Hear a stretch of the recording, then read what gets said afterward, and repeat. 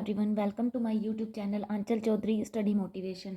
तो कल मैंने आपको आरआरबी के एग्ज़ाम का एग्ज़ाम पैटर्न सिलेबस बताया था। आज मैं आपको बताऊंगी आईबीपीएस का एग्ज़ाम पैटर्न, उसमें कितने क्वेश्चन आते हैं, कितने उसके पेपर होते हैं, क्या उसमें सब्जेक्ट होते हैं, क्या उन सब्जेक्ट में आगे कितना सिलेबस होता है, कौन कौन से टॉपिक होते हैं। तो इन सब की जानकारी आज मैं आपको दूंगी।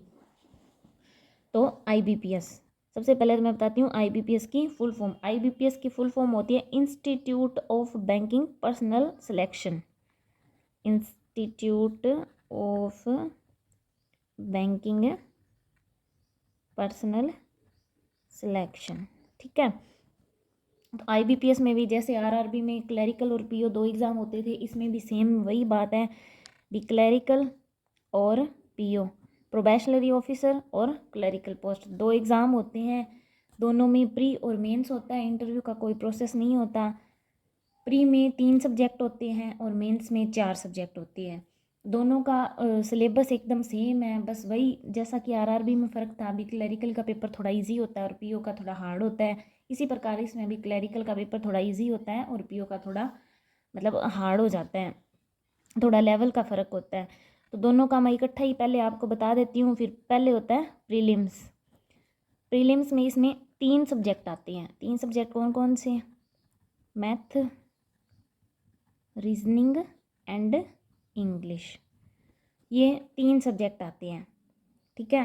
तीनों इसके 35 क्वेश्चन, इसके 35 और इसके 30, टोटल 100 क्वेश्चन आते हैं और 100 मार्क्स का पेपर होता है।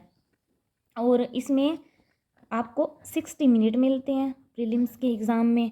और इसके अंदर ये भी है, जैसे आरआरबी में कोई सेक्शनल टाइम नहीं था, बट इसमें 20 मिनट पर सेक्शन को मिलते हैं। अभी आपका जो सेक्शन खुला है आपको उसी को करना होगा और 20 मिनट के बाद वो सेक्शन अपने आप बंद हो जाएगा। तो ये है अपना प्रीलिम्स का पैटर्न। और इसमें पर क्वेश्चन के लिए, गलत के लिए 0.25 की नेगेटिव मार्किंग। नेगेटिव मार्किंग तो सभी पेपर्स में होती है। ये आपको अगर मान लो 4 क्वेश्चन आप गलत कर रहे हो तो आपका एक सही क्वेश्चन कट जाएगा उसमें से। अब मैं बताती हूँ मेंस का। मेंस में क्या होता है? मेंस में इसमें 4 सब्जेक्ट आते हैं। 4 सब्जेक्ट कौन कौन से? मैथ, रीजनिंग प्लस कंप्यूटर इसमें ऐड होके एक ही सेक्शन में इसके आते हैं क्वेश्चन।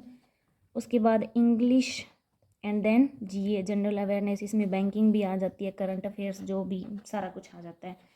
इसमें मैथ के 50 क्वेश्चंस आते हैं, रीजनिंग के 50, रीजनिंग और कंप्यूटर के 50 क्वेश्चंस आते हैं, इंग्लिश के 40 क्वेश्चंस आते हैं और जीए के 50 क्वेश्चन आते हैं।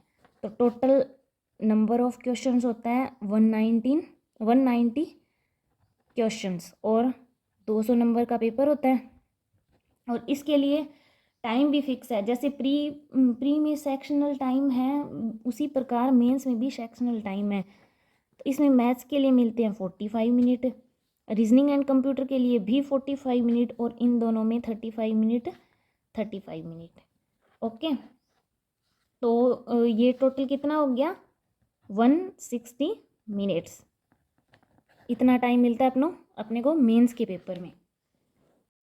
तो अब मैं बताती हूँ आईबीपीएस का सिलेबस भी, इंग्लिश में क्या आएगा, रीजनिंग में क्या आएगा, मैथ्स में क्या आएगा, कंप्यूटर में क्या आएगा और जीए में क्या आएगा। तो जैसा कि मैंने आपको आरआरबी के बारे में बताया था, अभी उसमें फाइनल कट ऑफ मेंस के बेसिस पे ही कंसीडर होती है, तो इसमें भी वैसा ही है। अपना प्रीलिम्स होता है वो ओनली क्वालिफिकेशन के लिए होता है, ठीक है।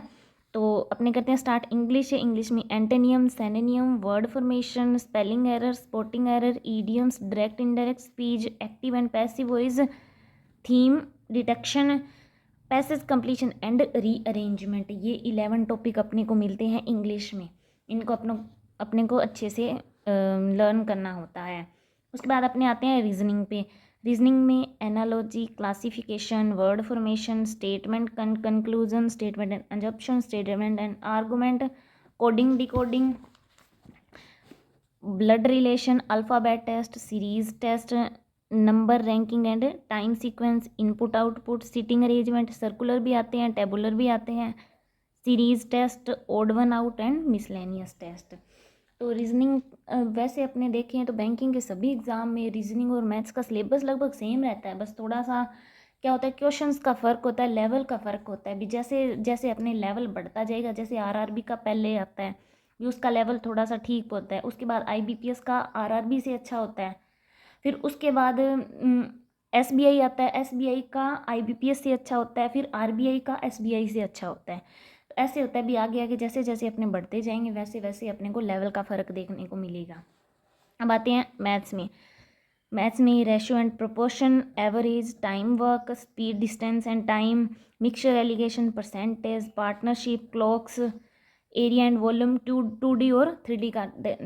2D में क्या होता है, आयत, वर्ग, ये सब होते हैं, और 3D में क्या होता है, क्यूब हो गया, क्यूबॉइड हो गया, वो वाले। Bar graph, line graph, tables मैंने आपको पहले ही बताया था भी, टेबल्स याद करने बहुत ज़रूरी है।